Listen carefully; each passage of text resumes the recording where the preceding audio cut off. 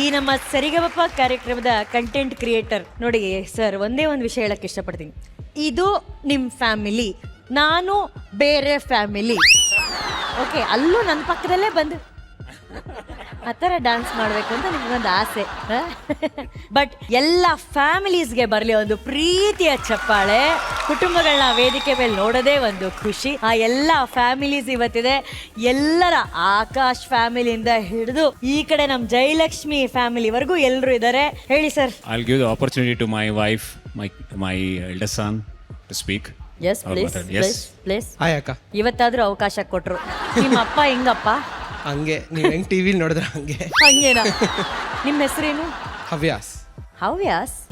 ವಿನ್ಯಾಸ್? Havyas. Havyas sir, ನಿಮ್ಮ ಹವ್ಯಾಸ ಇದೇನಾ ಸರ್? ವಿನ್ಯಾಸ್, ಹವ್ಯಾಸ್. ಇವ್ರಾಗಲ್ಲ ಸನ್ಯಾಸ್.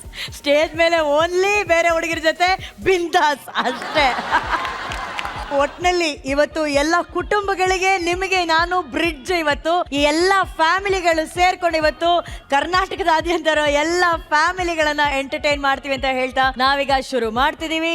ಇದು white gold Saregamapa little champs 2026 family round.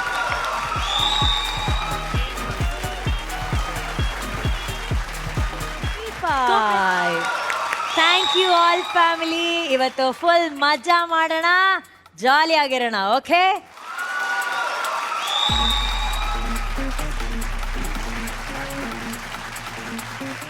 ಈಗ ಈ ಫ್ಯಾಮಿಲಿ ರೌಂಡ್ಗೆ ನಮ್ಮ ಜಡ್ಜಸ್ನ ವೆಲ್ಕಮ್ ಮಾಡುವಂತಹ ಸಮಯ.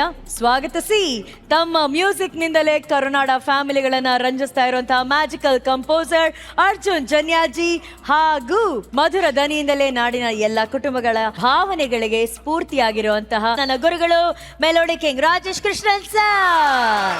ಬೀಂಗ್ ಅ ಫ್ಯಾಮಿಲಿ ಮ್ಯಾನ್, ಏನ್ ಹೇಳಕ್ ಇಷ್ಟಪಡ್ತೀರಾ ಜನ್ಯಾಜಿ? ಇಡೀ ಜೀವನಕ್ಕೆ ಏನೇ ಸಂಪಾದನೆ ಮಾಡಿ ಏನೇ ಮಾಡಿದ್ರು ಒಂದು ಒಳ್ಳೆ ಫ್ಯಾಮಿಲಿ ಇದೆಯಲ್ಲ, ಅದು ಸಂಪಾದನೆ ಮಾಡೋಕ್ಕಾಗಲ್ಲ. ಅದು ದೇವ್ರ ಆಶೀರ್ವಾದ ಮಾಡಬೇಕು. ಅವನ ಆಶೀರ್ವಾದ ಇದ್ದರೆ ಮಾತ್ರ ಒಳ್ಳೆ ಫ್ಯಾಮಿಲಿ ಸಿಗೋದು. ಬಟ್ ಇಲ್ಲಿ ನೋಡಿದ್ರೆ ಎಲ್ಲರ ಮುಖದಲ್ಲೂ ಅದು ಆಶೀರ್ವಾದ ಸಿಕ್ಕಿದೆ ಅನ್ನೋದು ಕಾಣಿಸ್ತಾ ಇದೆ. ಭಾಳ ಖುಷಿ ಆಗ್ತಿದೆ. ಸೊ ತಮ್ಮೆಲ್ಲರನ್ನ ಸೆಲೆಬ್ರೇಷನ್ ಈ ಫ್ಯಾಮಿಲಿ ರೌಂಡ್. ವೆಲ್ಕಮ್. ಸೂಪರಾಗಿ ಹಾಡಿ ಎಂಜಾಯ್ ಮಾಡಿ. So cute to see all of you all. Onthara, it's the most cutest visual idu. God bless you all and stay happy. Thank you ಗುರುಗಳೇ, ಥ್ಯಾಂಕ್ ಯು.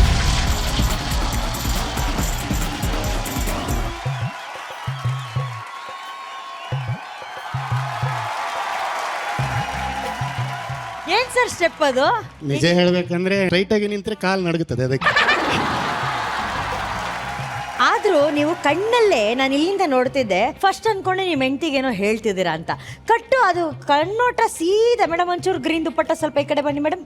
ಅಲ್ಲಿ ಹೇಮಿಜಿನೇ ನೋಡ್ತಿದ್ರಿ, ಅವ್ರ ಹತ್ರನೇ ಮಾತಾಡ್ತಿದ್ರಿ ಕಣ್ಣಲ್ಲಿ. ಏನು ಸರ್ ಅದು? ನಿಜವಾಗ್ಲೂ 5 ದಿನದಿಂದ ಇಲ್ಲಿ ತನಕ ನನ್ನನ್ನೇ ನೋಡಿ ಅಂತ ಧೈರ್ಯ ಕೊಟ್ಟವ್ರು ಹೇಮಿ ಸರ್.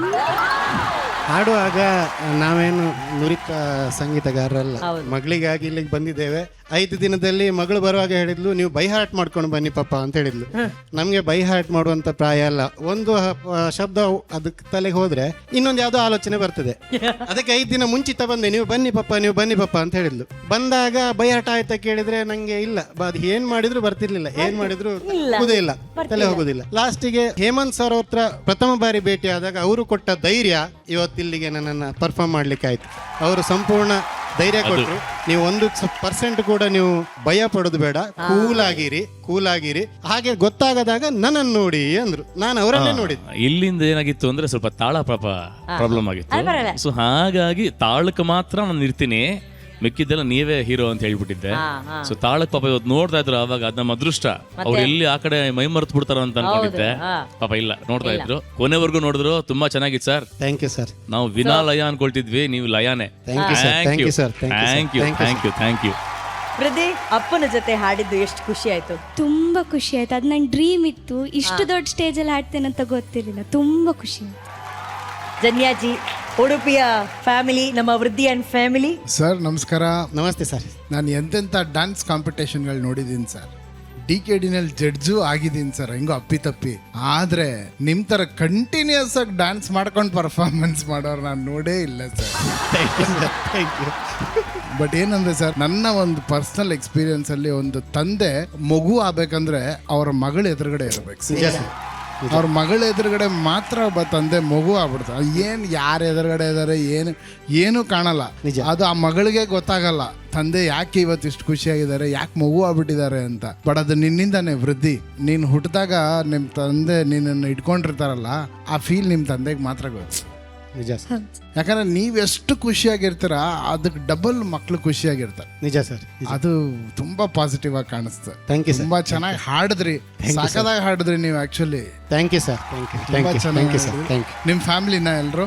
ಹಾಂ ಸರ್, ನನ್ನ ಪತ್ನಿ, ಹಾಗೆ ನನ್ನ ಅಕ್ಕ ನಮಸ್ಕಾರ, ಶೋಭಿತಾ ಅಂತ, ನನ್ನ ತಂಗಿ ಸುಜಾತ, ಹಾಗೆ ನನ್ನ ತಂಗಿಯ ಮಗ, ಹಾಗೆ ನನ್ನ ಮಗ ಧ್ರುವಿನ್.